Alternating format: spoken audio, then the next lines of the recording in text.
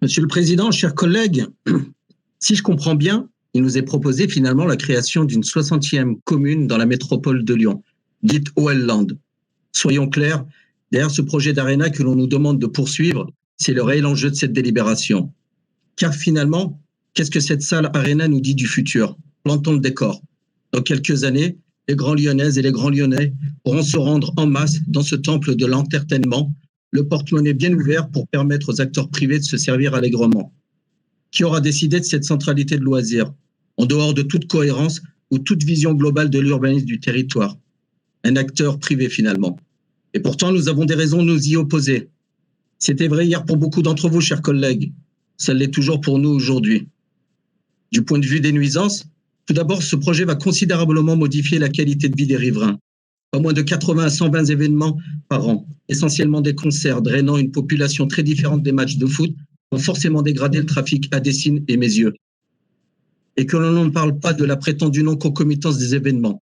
4 heures entre deux événements. C'est tout juste le temps pour les uns de partir et les autres d'arriver sur place.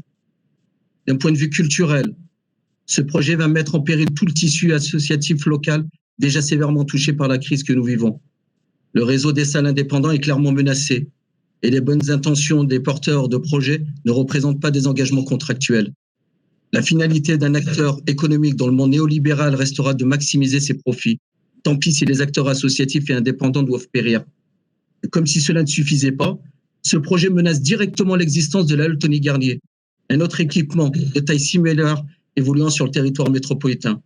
Comment pourrions-nous accepter de favoriser l'émergence d'un acteur privé pour siphonner les 5 millions d'euros de chiffre d'affaires annuel d'un équipement public?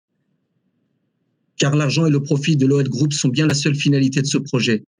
Cette salle Arena s'inscrit dans un projet global, OL Land, qui comporte de nombreux autres équipements destinés à former un pôle économique majeur du territoire dans les prochaines années. Alors oui, ce projet est entièrement financé par les acteurs privés. Mais qui va financer les infrastructures de transport? La hausse de fréquence des trams, des bus, voire les futurs engagements routiers qui s'avéreront nécessaires. C'est la métropole, ce sont les contribuables, nous. Et qui en tirera les bénéfices? L'OL Group.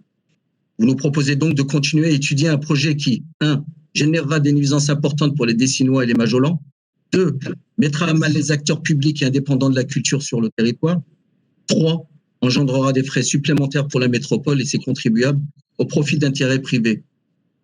Les documents du PLUH sont des outils pensés sur le long terme, travaillés pendant des années par les services publics pour répondre à l'intérêt général. Ils n'ont pas vocation à être modifiés sans cesse pour servir à des intérêts particuliers. Il y a tout juste un an, j'écoutais attentivement Jean-Paul Brett, maire de Villeurbanne, alerter le conseil métropolitain sur ses pratiques contraires à l'intérêt général. OL Group propose, la métropole s'exécute, déclarait-il amer devant cette assemblée. Je constate hélas que les choses n'ont pas changé. Nous voterons donc forcément contre cette délibération. Je vous remercie.